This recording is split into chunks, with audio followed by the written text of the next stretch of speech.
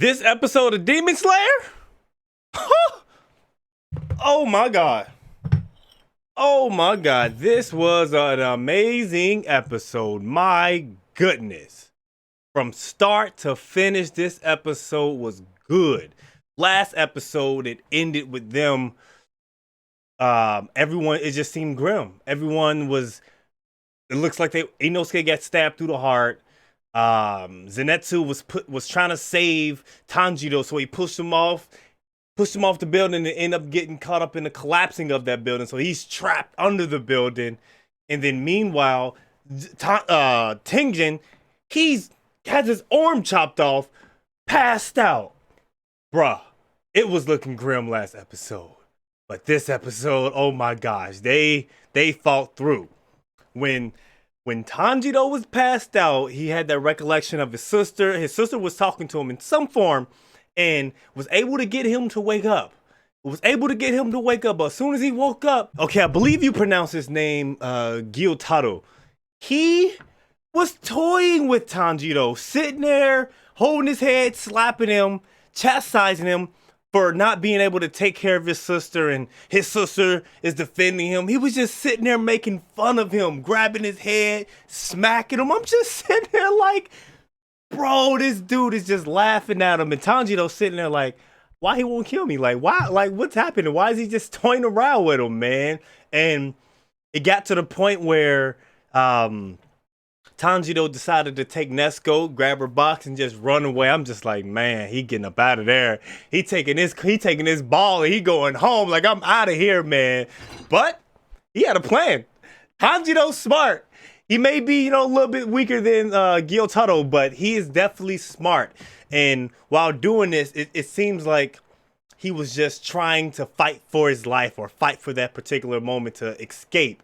But while Gyotaro was kicking him and punching him while he was down, Tanjiro was throwing stuff, had a little bag, threw stuff at him, and he threw so many things at him that Gyotaro did not realize that he had that kunai that had that poison in it. And so he poisoned his ass at the exact same time that he headbutted him. Or he was thrown, he headbutted him, and he's like, oh, okay, this is weak. He was like, oh, what is this? And he got affected by that poison. He got affected by that poison. As soon as he got affected by that poison, he was like, I was waiting for this. I was waiting for this, baby.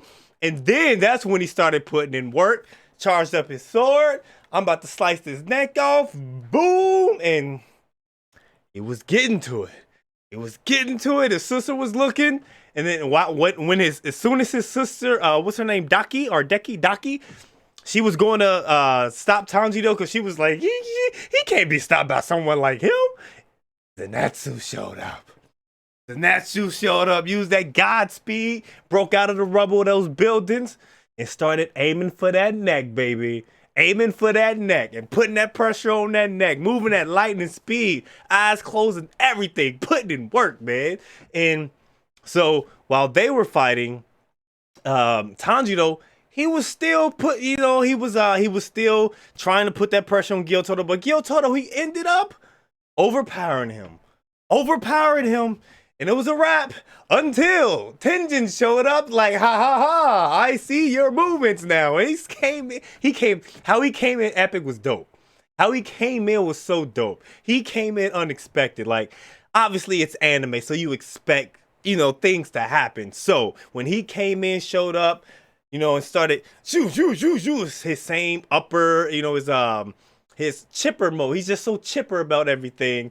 And then he started putting in work and battling against Gyotaro. But yo, the animation in that, their fight when it was ching ching ching ching ching ching, ching ching, animation A1. The animation was so good. The music was hype. And meanwhile, while they're fighting, Tanjiro was still going side by side, waiting for his chance to get in that bad boy.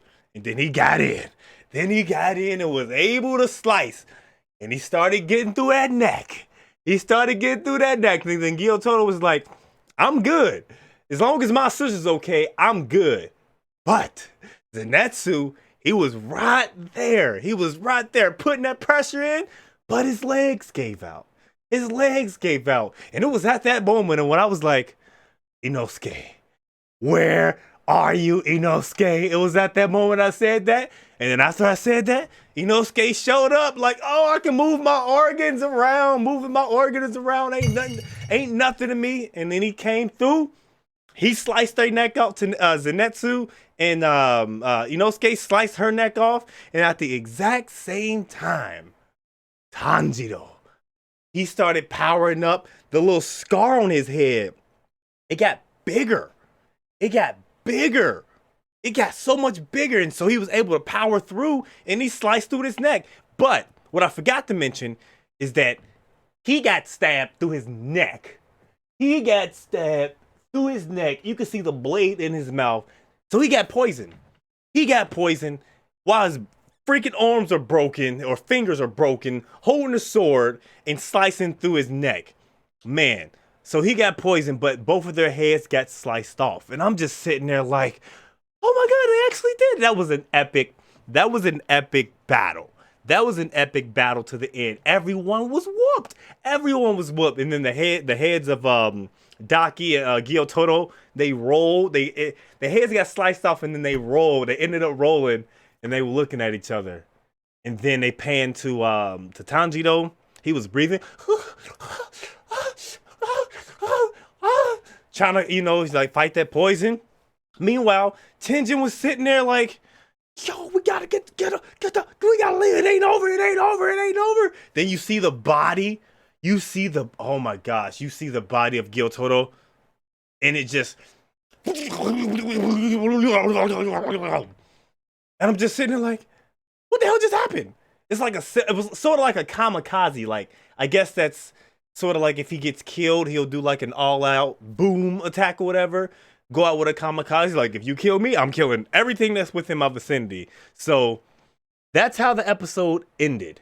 I'm not sure if anyone is going to be alive. I'm sure Tanjiro's going to be alive somehow, some way, somehow, because he's the main character. But Tenjin, man, I'm thinking he's gonna die. I'm thinking Tenjin's gonna die. Like, I don't see a scenario where he lives. I do not see a scenario where he lives. I really hope that I'm wrong about this. I really hope I'm wrong about this because he's badass. We got the cool little backstory about how him and his wives got married. But typically, when they give us backstories of, like, some character, that's a red flag. That's a death flag to let us know, like, hey, man, he ain't gonna be in this series a little bit. He ain't gonna be in this series too longer. But this episode was amazing, man. Episode was amazing. Animation all the way through, action packed and emotional. Oh my gosh, it's so freaking good, man. Each episode gets better and better and better. I'm looking forward to the next one, man. Oh my word, man. Let me know your thoughts about that one. But now we're gonna get into Attack on Titan. Bruh, every week Attack on Titan is getting better and better. Like, what is happening in the... what is happening? Every week something... Oh my gosh. Okay, this week's episode, it's taking place 2,000 years ago. So we're focused on the past. Keep in mind, this is all happening in, I guess, in a split second or so. Because when Zeke and Eren united... They're in the coordinates, the coordinate spot where the founding Titan Ymir is, Ymir. And the thing is, like, I was like, her name is Ymir. Isn't that the girl who was part of the Attack on Titan squad earlier? But I believe they just have the same name. But the founding Titan Ymir, originally a slave. She was originally a slave under the King Eldian, I believe his name is. And she ended up being pointed out, like, who let somebody free? And everyone pointed at her. And, like, this entire episode, you didn't see, like, a focus on anyone's eyes. Because everyone just looked dark, sad, grim, and just out of it. Like, everyone just out of it. Totally under the control of the king. And while she was running through the forest trying to escape, run for her life, she got shot through an arrow. falling. Oh, then she ran into this big old tree, fell down into this tree, and then some eel-like creature ended up grabbing her and then connecting to her. Then that's when the Titan was born. So that is the origin and how it happened and how the Titans became to be. Now, with that being said, they didn't go into detail about where this figure came from.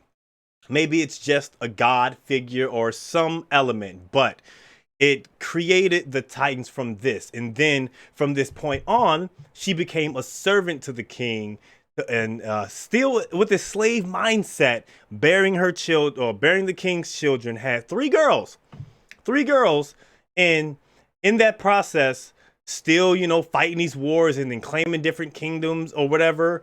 And she's still under the slave mentality, like, hey, I'm following your every order. But then someone revolted, decided to throw a spear. I mean, he got killed. He threw the spear at the king, aiming for the king. But then Yumi there, she stops, she jumps in there, and she gets pierced in the heart. She dies. And then the more tragic part of this is the king ordered her children to eat her body, so those genes get passed down from generations to generations. And when they have children and when they die, they are to still to be eaten. They are going to be eaten. So it spreads those genes out no matter what, so the genes are everlasting. And so then we come to the point where Eren, he breaks out of those chains with Zeke. He breaks out of those chains when he's with Zeke, because Zeke ordered the founding Titan Ymir to eradicate all of the Eldians' blood or whatever, to eradicate them. But Eren was like, nah, man. He got up in the air, was like, you're not a slave anymore, nor are you a god. You're just a person. You've been waiting for 2,000 years just to hear this. You are a person. And then he says, if you give me this, I will end this. I will end this. And then Zeke's running like, no, don't stop. And then they finally showed her eyes. They revealed from that slave thought, tears, anger. She had that anger like, And then, woof, in that split second where Gabby had cut off Eren's neck, all that stuff had taken place within the coordinate area, but it happened in real time. And so Eren was able to break the walls down. Break those walls down. He broke those walls down, and all those sleeping Titans woke up. Alarm clock, it's time to go to work. It's time to go to work. And then he was able to, everyone who had the Eldian's blood, he was able to speak to them and let him know, like, I am protecting everyone on this island, on Paradise Island. And I am going to eradicate all life that's not on this island. Like, he broke, the walls are down. The walls are down. The walls are down, but Eren, he's about to just eradicate everyone beyond the island. Like, I'm not sure if this is, I'm not sure if this is a good idea, because, Mikasa and Armin, they was sitting there like, yo, Eren, he rocking out with us, man. He rocking out with us. Then he's like, hold on, man, what's happening? Something ain't right. Something ain't right. What's going on? Like, you can protect us, but why they keep marching? Like, what's happening? Bro, this is getting good. This is getting good. I'm not sure what's gonna happen. But man, this has been an amazing episode. My goodness, I can only imagine what's going to happen. And what I did forget to mention is that we got to see Zeke's father, well, Eren's father or whatever as well. We got to see him apologize and see how everything happened in his past, and so they got a good insight of everything and how Eren, he's going to win. That's what Zeke was told by his father or whatever, and him being told that, it's like what do you do? What do you do? At one point I was kind of confused, because I was like, okay, they're looking into the future in the past, but they did show that point when Eren touched his father's hand and he was able to look into the future and saw what his future would be based on the past that his father saw. So he was able to see the future from the past experience. So everything that's already happened, he already knew was going to happen. So it's very interesting dynamic, man. A little confusing, but it's still a little dynamic. This episode, great, so good. I don't know what's going to happen next, but I'll be tuning in next time. So I hope you all do too. Let me know your thoughts about Demon Slayer. Let me know your thoughts about Attack on Titan, because both of these episodes, mwah, voila, top tier, man. I will see you all next time. I'll be doing more of these reviews, so look forward to them, all right? Other than that, let's get animated. Holla. I'm just kicking it, just kicking it, just kicking it, just kicking it. I'm just kicking it, just kicking it.